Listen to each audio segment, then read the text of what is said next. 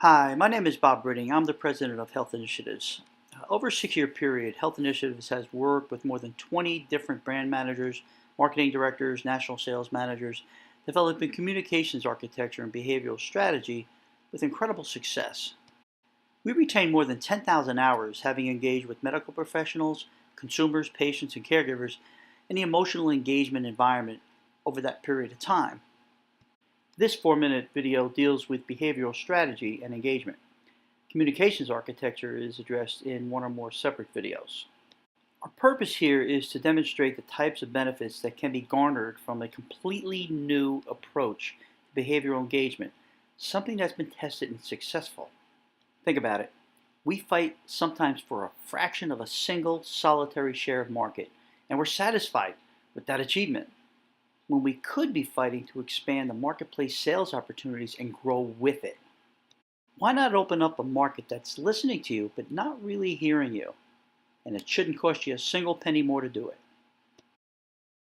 The fact is, the pharmaceutical industry is incredibly adept at providing powerful, fact-based, that is, clinical-based messaging comparing efficacy, for example, ease of use, length of use, and so on.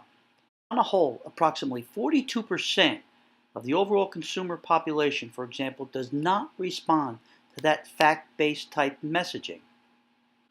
And another 16% responds to a combination of fact-based and emotional-based communications.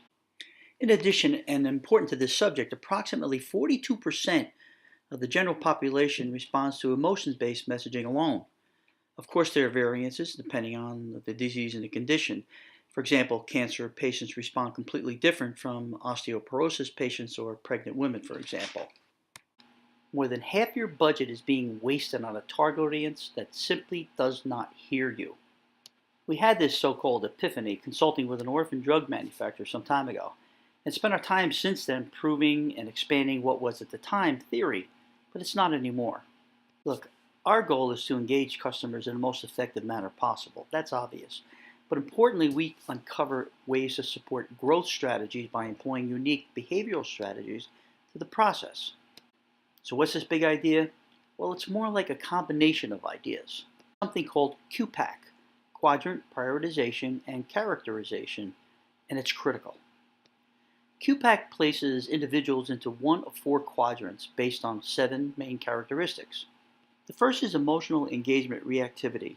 This is the growth element. In fact, this component alone can expand your market opportunity by upwards of 100%.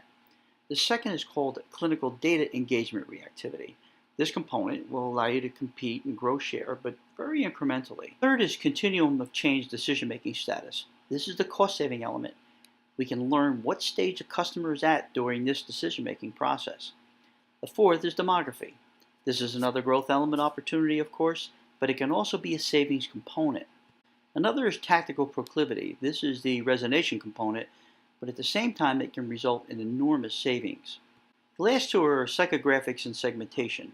Psychographics, of course, is why they do what they do. In our opinion, this is the core of every marketing strategy and campaign. And last is segmentation. As an industry, there's not enough mining that's done here. We do that. The QPAC tool may seem simple and commonplace, that is, until one gets into the many permutations associated with the marketing and sales nuances. Some of these may include, for example, capacity of the communications company to truly understand the emotional engagement at the most intuitive and discerning levels, and medical and legal limitations and interpretations, corporate expectations in terms of sales growth, profit margin, return on investment, and there's so many more. Emotional engagement component requires a totally different way of current thinking. We use it with every one of our clients. We're going to end it here because we're trying to keep this short, but if you'd like to know more about some of our program, including something called emotional trunking, and how it can help you clearly identify growth opportunities using emotional engagement as a key element, contact us. No one in the industry has our depth of experience and innovational and motivational engagement and structural design. No one.